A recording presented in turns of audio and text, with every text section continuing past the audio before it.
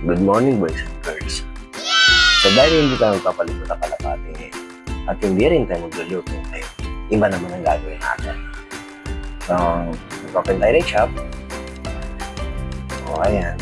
Magbukas tayo ngayon. So, blind tayo. Papakulay siya. Ang kulay na gusto niya bahala na daw ako. So, dahil bahala na daw ako, bahala daw ako ano gusto mo kulay sa mga. So, highlights natin siya, tapos saka natin yung kulay ng blue.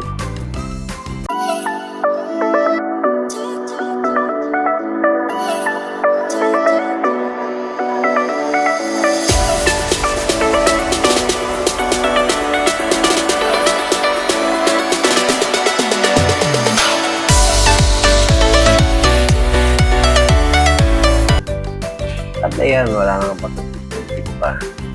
So, nagpabili na nga ako ng foil dahil hindi ako mag-iihaw. Nagpabili ko ng foil kasi highlights natin siya.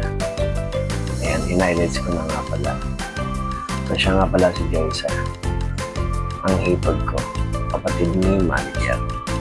So, dahil gusto niyang magpakulay, ako na raw ang bahala. At ayan, sinection ko na nga ang buhok niya. Highlights ko muna siya. Tapos pagkatapos natin siya ni highlights, saka ako isusunod ang kulay na ilalagay natin sa kanya. At ayan na nga.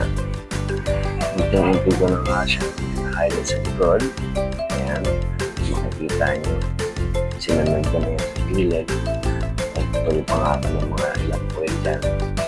Napakalakas ng hangin ng panahon na yan. Kaya sinara kong pinto. So, magpatuloy tayo sa ginagawa natin. Ayan. Nagpatulpaol pa ng mga foil dyan kasi nga, nagkamali ako ng bilang. Akala ko sakto yung gagawin ko. So, simple lang naman itong ginagawa natin. Ito lang naman yung proseso na lagi kong ginagawa kapag may nagpapakulay sa akin, nagpapa-highlights. At baalala lang sa manonood ng video na to. Ang stunt na to ay tanging mga professional na stuntman lang ang gumagawa. Charing. At kung mapapansin, ayun, nasa ibabaw na tayo. So, sinesection ko na lang nasa ibabaw niya. Ilagyan ko na lang ng highlights sa may bangs niya. Tapos kasalagyan sa may top na. Ayan.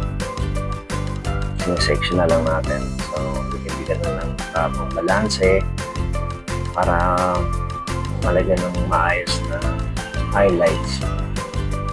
At diyan naman ay nilagyan na nga natin ang kulay ng kanyang buhok. So, magkasabayan. Same process. Habang nag-highlights tayo, kinukulayan ko na yung buhok. So, medyo advanced yung pagkakagawa natin, pagkakulay natin. So, sa mga matagal na gumagawa ng ganitong klaseng stand, so, alam nyo na lang yung gagawin yan. So, gumagawa lang yung matagal na nagkukulay at nag-highlight. So, medyo advanced na yung skills dyan. Hindi ko lang sinabi na advanced talaga. Pero usually, kapag matagal ka sa salon, yung tuloy process na gagawin mo. Habang nagkukulay kayo, sinasabay mo yung mag-highlights. At ayan, nilagyan na nga natin siya ng kulay blue. Blue. Yes, mga kaibigan. Tama, nagkakarinig. Blue ang inilagay ko sa kanya. Kasi nga, mapaglaro sa kulay ito gusto niya kakaiba. At dito sa araw na to, ayan, dumating niya si Paul niya, yung aking bilas. Ayan, in-highlights ko na rin siya. So, pagupit din kasi siya dyan. At ayan, tapos na natin siyang kulayan at i-bleach o i-highlights ko pala. At ayan, pina-finalize lang natin yung blower niya. Yung blower niya lang ayan, inabirit natin siya. Yung blower natin talaga para ganito yung kanyang kulay ng buhok. Ayan, blower lang natin. Kasi para so yung kulay na ginawa natin sa kanya is ombre siya na reverse yung dating. Mamatingkad yung ibabaw, then yung kulay, tsaka yung highlights. Yun yung nasa ilalim. Ang ganda ng kulay, green. Ang ganda. Para ka ng sister Lucas. Yung sa unahan, no? Ganyan yung highlight nun. Ganyan yung highlight nun sa unahan.